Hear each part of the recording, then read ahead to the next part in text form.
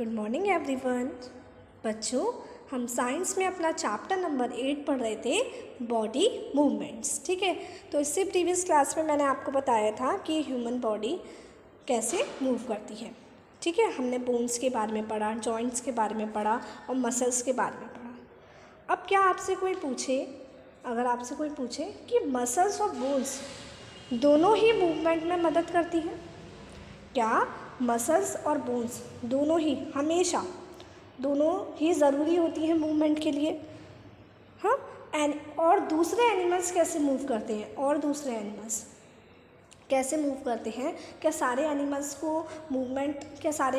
में जो मूवमेंट होता है उसमें मसल्स और बोन्स दोनों ही ज़रूरी होती हैं? अब हम पढ़ेंगे कि और दूसरे animals, how do other animals move. वो एनिमल्स जिनके अंदर क्या होती हैं, बोन नहीं होती हैं, जिनके अंदर बोन प्रेजेंट नहीं होती है, या ऐसे कुछ एनिमल्स होते हैं जिनके अंदर बोन प्रेजेंट नहीं होती। जैसे देखो, अर्थवॉर्म है। अगर हम अर्थवॉर्म के बारे में सोचें तो अर्थवॉर्म है, स्नेल है, कॉकरोच है, तो इनकी बॉडी में बोन नहीं होती है। तो जब इनकी बॉडी में बोन नहीं होती है और हमने देखा कि मूवमेंट के लिए बोन रिक्वायर्ड होती है, तो क्या ऐसा ज़रूरी है कि मसल्स और बोन दोनों ही ज़रूरी हो मूवमेंट के लिए?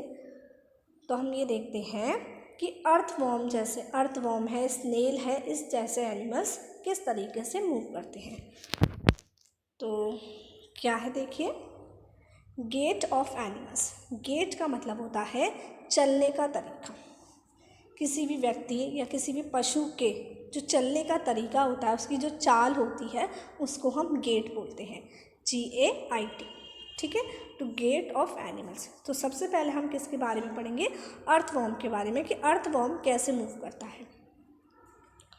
तो एक्टिविटी 5 है उससे related, observe an earthworm moving on soil in a garden. जैसे आप गार्डन में हैं तो गार्डन में वहाँ पर आप मिट्टी में अर्थवॉर्म को चलते हुए देखो। Gently lift it and place it on a piece of blotting और फिल्टर पेपर। आप उसको बहुत प्यार से उठाइए और उसे एक फ़िल्टर पेपर या फिर एक ब्लॉटिंग पेपर आता है उस पर रख दीजिए। ऑब्जर्व इट्स मूवमेंट, और फिर उसके मूवमेंट को ऑब्जर्व करो। जैसा आप इस फिगर में देख सकते हैं 8.18 में। ये देखो कि उस ब्लॉटिंग पेपर पे वो जो अर्थवॉर्म है वो किस वे में मूव कर रही है। Then place it on a smooth glass plate or any slippery surface। फिर आप एक ऐसी सरफेस पर रखो जो कैसी है, स्लिपरी है, मतलब स्लिप हो सकती है, फिसलनेदार है, फिसली जगह पर रखो उसे। ऑब्जर्व इट्स मूवमेंट नाउ, और फिर उसका मूवमेंट देखो।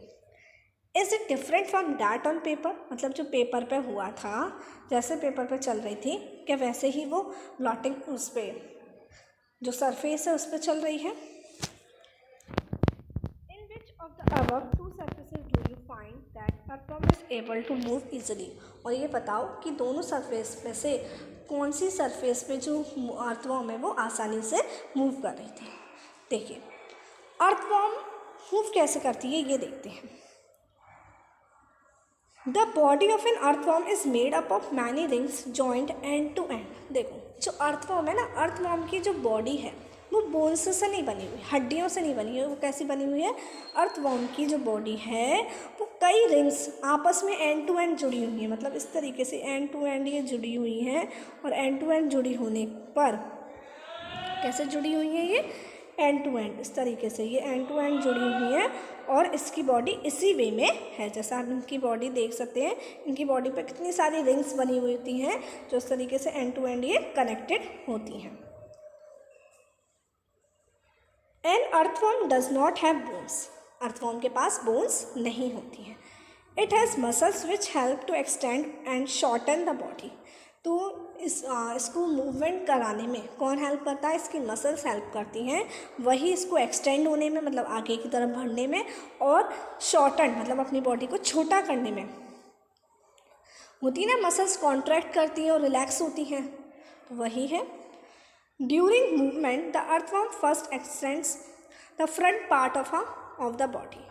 तो देखो, मूवमेंट के दौरान क्या होता है, जब अर्थवर्म मूव करती है तो सबसे पहले जो अर्थवर्म है वो अपने आगे वाले हिस्से को एक्सटेंड करती है, मतलब आगे की तरफ बढ़ाती है।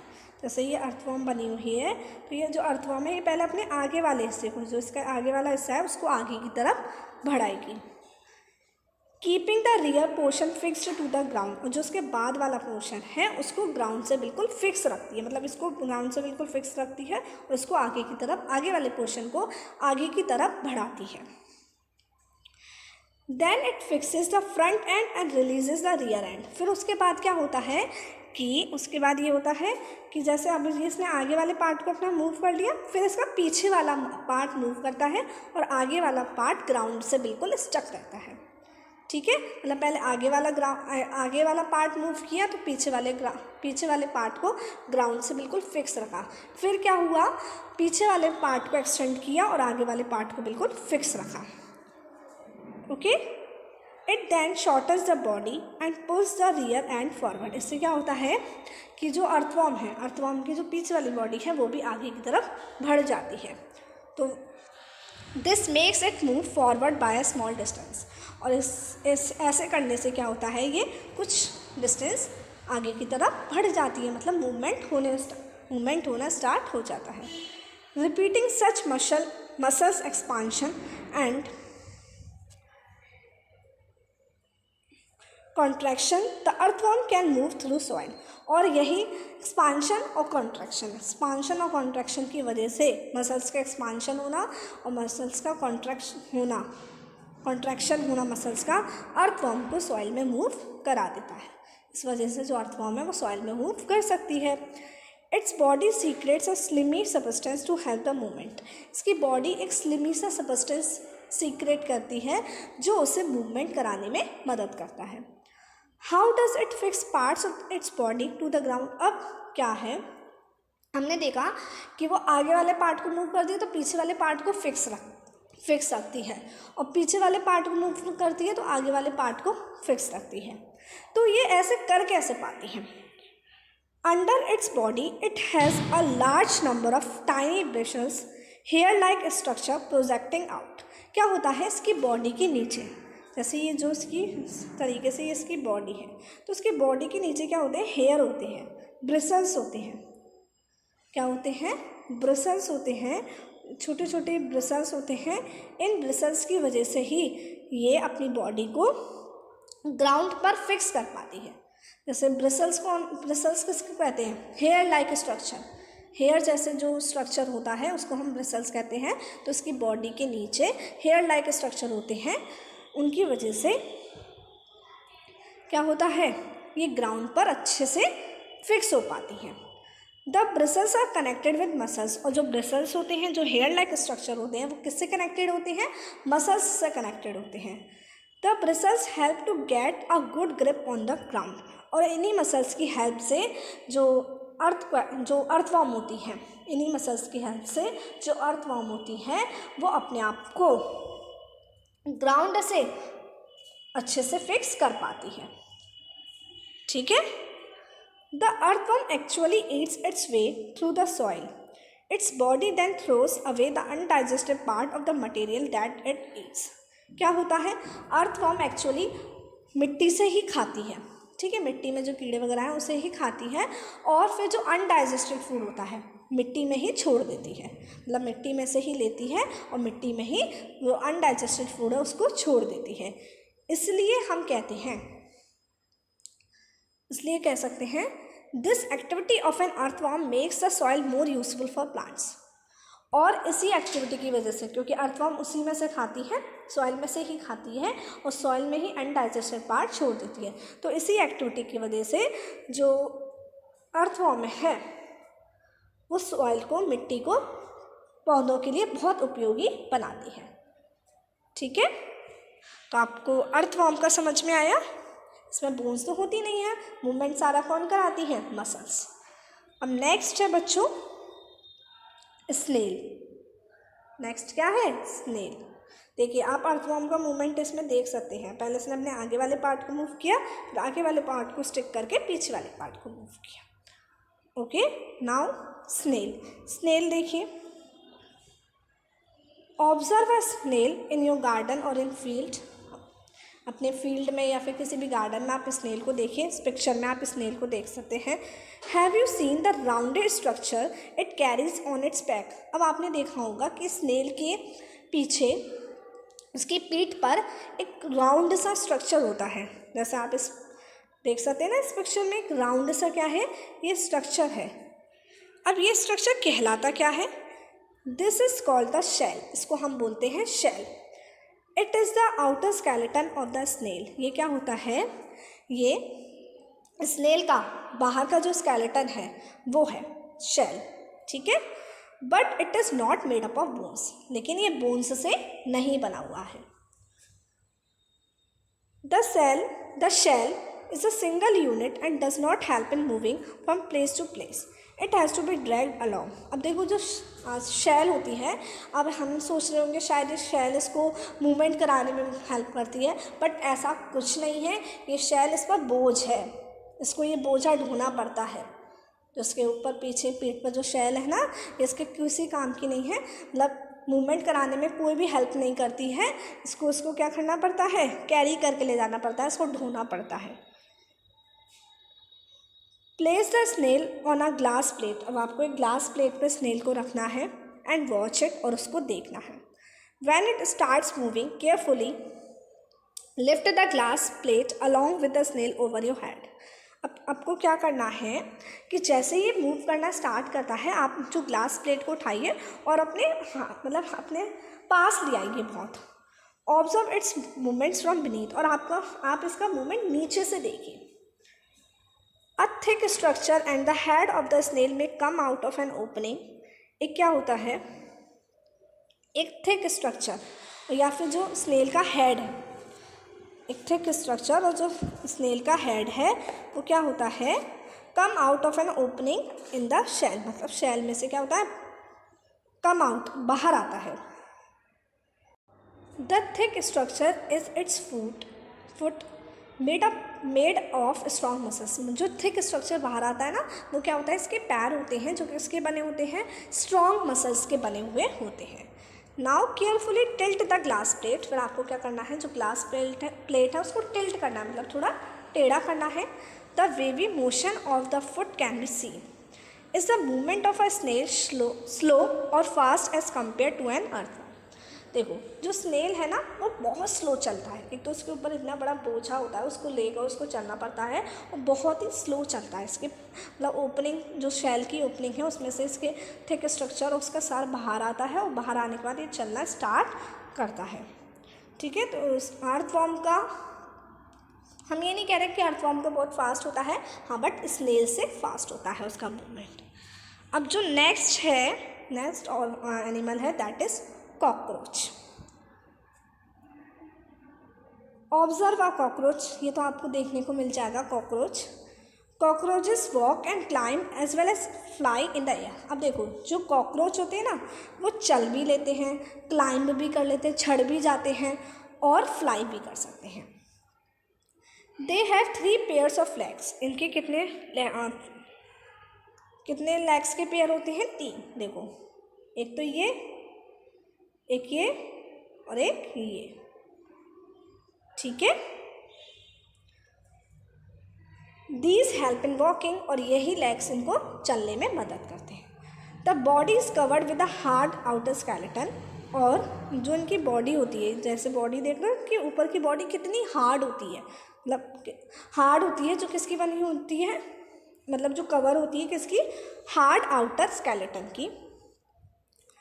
This outer skeleton is made up of number of plates joined together and that permits movement. और ये जो मूवमेंट, जो ये आउटर स्केलेटन है, ये किसका बना हुआ होता है? बहुत सारी प्लेट्स का बना हुआ होता है। देखेंगे बहुत सारी लकीरें आपको दिखाई देंगी, बहुत सारी प्लेट्स का ये स्ट्रक्चर बना हुआ होता है जो आपस में ज्वाइन होता है। और ये किस में मदद करता है? ये मूवमेंट करने में मदद करता है, ये मूवमेंट अलाउ करता है। There are 2 pairs of wings attached to the body behind head. अब हेड के पीछे क्या होता है? सर के पीछे इनके विंग्स हैं, पंख हैं, उनके 2 पेयर हैं। The cockroaches have distinct muscles. और इनके पास कुछ अलग तरीके की मसल्स होती हैं। Those near the legs move the legs for walking. और जो लेग के पास जो मसल्स होती हैं, पैर के पास जो मसल्स होती हैं, वो इनको क्या करती हैं, चलने में मदद करती हैं। The body muscles move the wings when cockroaches fly. और जो बॉडी की मसल्स होती हैं वो इनको उड़ने में मदद करती हैं। मतलब जो बॉडी की मसल्स होती हैं उनकी वजह से पंख मूव करते हैं, और पंख मूव करते हैं तो कॉकरोच उड़ता है। ठीक है, मतलब हम ये देख रहे हैं इन एनिमल्स में बोन्स नहीं है, मसल्स ही सारा मूवमेंट कर रही हैं। मसल्स की वजह से ही ये एनिमल्स मूव कर पा रहे हैं, क्योंकि इनकी बॉडी बहुत सॉफ्ट होती है, हार्ड नहीं होती है। तो हार्ड पार्ट नहीं है, इसका मतलब उनके अंदर कोई भी बोन प्रेजेंट नहीं है। तो जो मूवमेंट कर रहे हैं, जो मूवमेंट ही कर पा रहे हैं, that's because of only bones, that's because of only muscles. ठीक है, अब देखिए बर्ड्स के बारे में देखते हैं। चिड़िया कैसे उड़ती हैं। Birds fly in the air and walk on the ground. अब आपने देखा है कि चिड़िया आसमान में उड़ती हैं और कभी कभी वो ज़मीन पर आ जाती है तो ज़मीन पर चलती हैं। Some birds like ducks and swans also swim in water. जैसे कुछ ऐसी चिड़िया भी होती हैं जो पानी में भी तैरती हैं, जैसे डक है। डक को आपने देखा होगा पानी के ऊपर तैरती है। The birds can fly because their bodies are well suited for flying। अब बर्ड्स फ्लाई क्यों कर पाती हैं, क्योंकि उनकी बॉडी इसके लिए मतलब उड़ने में उनकी बॉडी वेल सूटेड है। Their bones are hollow and light. उनकी जो बोन्स होती है ना, जो बर्ड्स होती हैं, उनकी जो बोन्स हैं वो कैसी होती है, खोखली होती है। कैसी होती हैं, खोखली और बहुत हल्की होती हैं। The bones of the hind limbs are typical for walking and perching. अब जो इनके हिंड लिम्स की जो बोन्स होती हैं वो इनको उड़ने में चलने में और पेड़ों पर बैठने में मदद करती हैं। वॉकिंग एंड पर्चिंग मतलब पर्च मतलब होता है ना पेड़ पर बैठना, तो पेड़ पर बैठने में मदद करती हैं और चलने में मदद करती हैं। जैसे आप इनका स्ट्रक्चर भी देख सकते हैं, है ना। अब क्या है, the bony parts of the fore limbs are modified as wings. अब जो यहाँ का ये जो स्ट्रक्चर है, ये जो फोर लिम्स की जो बोनी पार्ट है, मतलब जो बोन से बना हुआ है, वो मॉडिफाई हो चुका है, किसमें, विंग्स में कन्वर्ट हो चुका है। The shoulder bones are strong. इनकी जो शोल्डर बोन्स होती हैं, जो कंधे पर जो बोन्स होती हैं, वो कैसी होती हैं, बहुत स्ट्रॉन्ग होती हैं। The breast bones are modified to hold muscles of flight which are use to move the wings up and down. अब जो उनकी ब्रेस्ट में जो बोन्स होती हैं, वो मसल्स मतलब जो ब्रेस्ट की जो बोन्स हैं वो किस में मॉडिफाई हो गई हैं, उड़ने की मसल्स में मॉडिफाई हो चुकी हैं। जैसा आप ये देख रहे हैं, को दिख रहा होगा, ये क्या हो चुकी हैं, ऐसी बन चुकी हैं कि इनको बर्ड्स को उड़ने में मदद करती हैं। किसमें मदद करती हैं, बर्ड्स को उड़ने में। ये आप देख सकते हैं, ये क्या है, एक चिड़िया का स्केलेटन है, एक बर्ड का स्केलेटन है, उसको आप अच्छे से देख सकते हैं, ठीक है, और समझ सकते हैं। आई बात समझ में। तो इन्हीं की वजह से ये अप मतलब विंग्स को ऊपर नीचे कर पाती हैं और आसमान में उड़ पाती हैं। आई बात समझ में सभी बच्चों को। तो हम 4 एनिमल्स के मूवमेंट पढ़ चुके हैं। Earthworm, snail, cockroach and birds. ठीक है, वर्ड्स तो एनिमल नहीं है, वर्ड्स। अब आज के लिए इतना ही।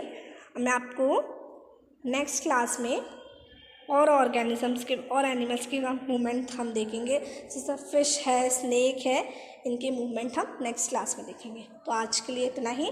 आपको इन चारों ऑर्गेनिजम्स के बारे में अच्छे से रीड करना है, इनके मूवमेंट को समझना है। ओके, चलिए, तो अब मैं आपको नेक्स्ट क्लास में मिलूँगी। Till then take care, bye bye.